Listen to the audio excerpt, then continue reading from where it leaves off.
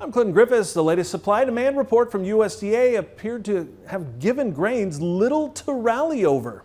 USDA making no changes to yields yet this season, but it did make some changes to exports and production. Now let's start with those production numbers. As we said, projected yields remained unchanged, but the agency did drop corn by 115 million bushels on lower planted and harvested areas. The number forecast now is 15.7 billion bushels. For soybeans, also a slight drop, with production now set at 4.33 billion bushels, down 5 million from last month on lower harvested acres. Checking out those ending stocks, corn, both old and new stocks lowered and slightly lower than the trade expected. Still in the bin, 1.3 billion bushels, new corn in at 1.66 billion, while for soybeans, old crop remains the same at 350 million bushels, while new stocks were raised to 310 million.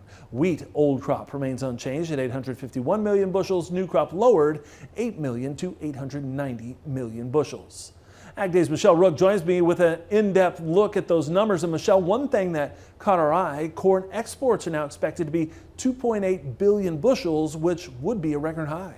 Yeah, that's right, Clinton, but USDA offset that with lower feed demand. So while this report was slightly friendly for corn, the expectations are for higher yields in future reports, which may exceed demand and quickly raise new crop corn carryout.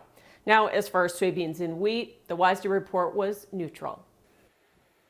The July WASDE was slightly friendly for corn, starting with old crop ending stocks, which USDA lowered to 1.3 billion bushels, a 25 million bushel reduction. They increased exports on old crop by 100 million bushels. The problem is they reduced feed residual by 75 of that. So again, net, it was only a 25 million bushel reduction in stocks.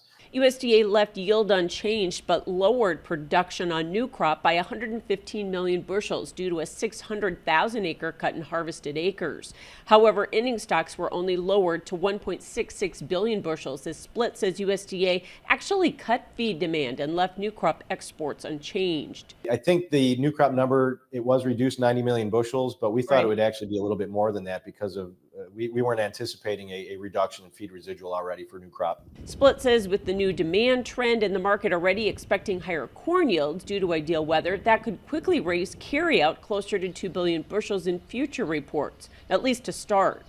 We're going to see increases in demand moving forward on the balance sheet, and that's going to walk the carryout back from that 2 billion bushel area, something probably closer to where we are right now on the balance sheet, maybe a 1.75 type of a deal. I just don't think that means we need to be, at or below $4 for very long.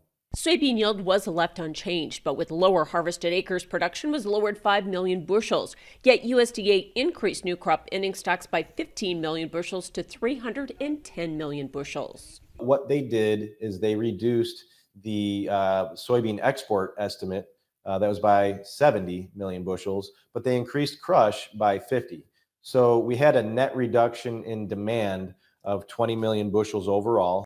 U.S. wheat production was increased by 8 million bushels with a 1 bushel increase in yield, but lower harvested acres. One of the things that we did see was that the spring wheat assessment was a little bit bigger than what we were looking at previously. So that did offset reductions in winter wheat production, which predominantly was in the HRW side of the ledger. In the end, USDA raised exports 25 million bushels and lowered ending stocks 8 million. I'm Michelle Rook reporting for Ag Day.